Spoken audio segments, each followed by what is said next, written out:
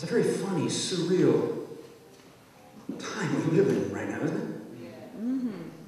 I mean, my life is surreal anyway. An Elvis impersonating televangelist. But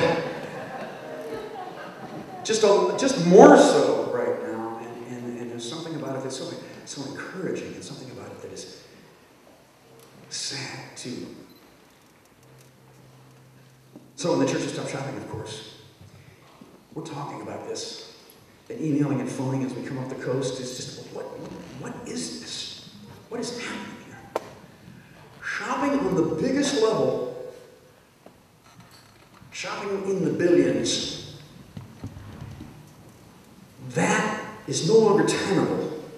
And that shopping, the macro shopping, the big, obvious, flamboyant shopping, that made all our little, maxing the credit card over here, down here, in our little personal addiction area, somehow okay. That was the metaphor for what we did down here.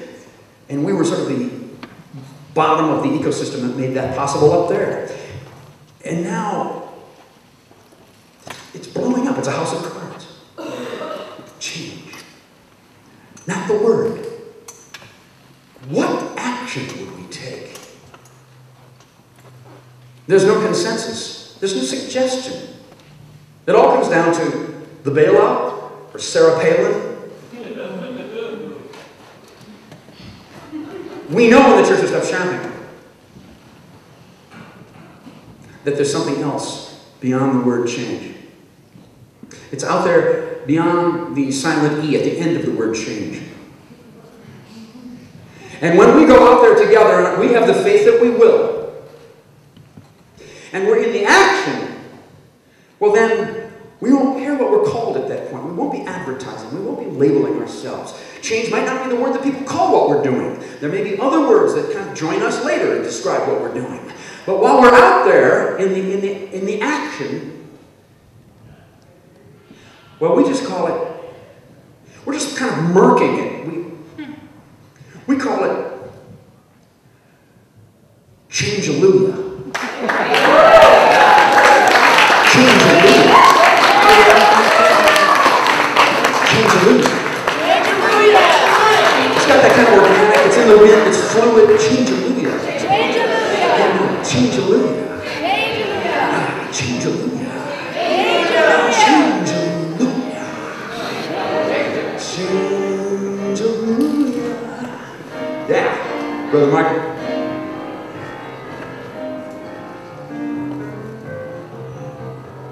Let's just stop for a second. I need an agreement before we go any farther in this fabulous sermonette of mine. I'd like to agree. Did you just do that just when I pointed my finger? Or did I pull something?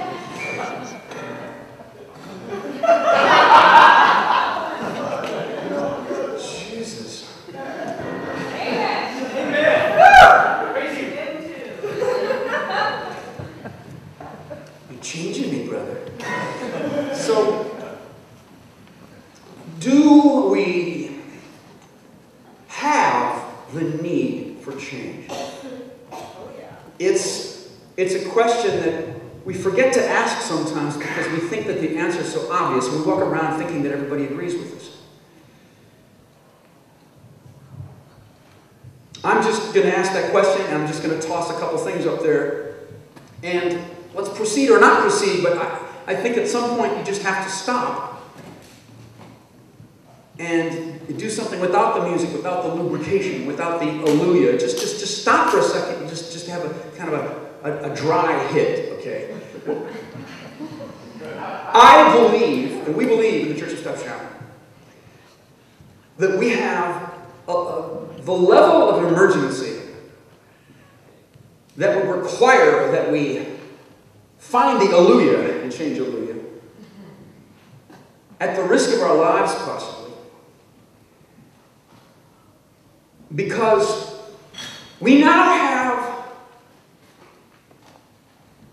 illegal colonial wars all the time, and no one can seem to stop them. They have existed all my adult life. We now have 700 American military bases outside of the continental United States. No one even believes anymore, except the advertising executives that surround certain politicians, that you can use democracy, America, freedom, as the description of the purpose of those military bases. The amount of money that we spend every year in the world's largest economy, the government budget is now 2/3 going to military and security concerns. We think that the militarization of life has become so extreme that we're going to forget that most of those programs, most of those systems, most of those jobs were supposed to be temporary. They had a purpose that was supposed to have an end. Now it's just going on and on and on in this mad inertia. That's one thing. I'm just going to say one more thing. It overlaps with that first thing. It's kind of more general. But there's nothing more environmentally disastrous than war. That's right.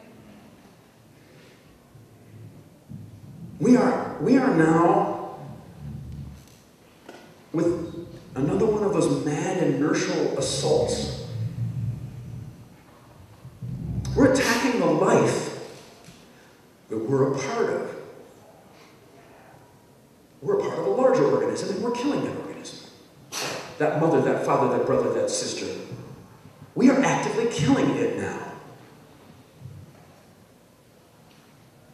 We don't know how to stop. If we know how to stop, it's not really clear that the action in that change has begun. Imagery has shifted. Advertisements are different. Emissions released by our species increase every month, every month, every month.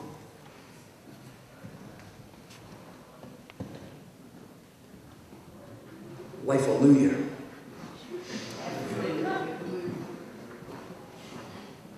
Don't we feel that we're here as life to service life?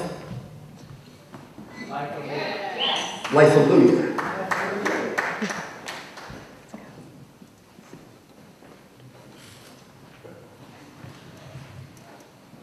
Do we agree on the level, the intensity of the emergency?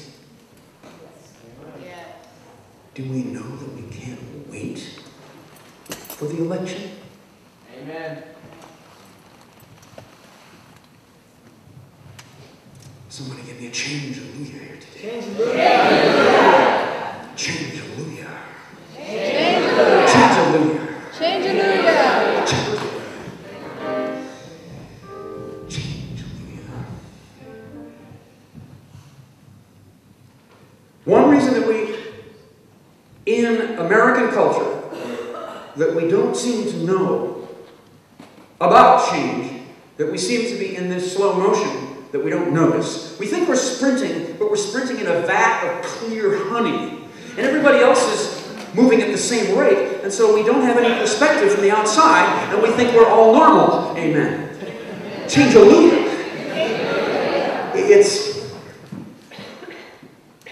I think there's a perspective problem with us, because it's been so long since American culture really shifted the way we live together as an agreement.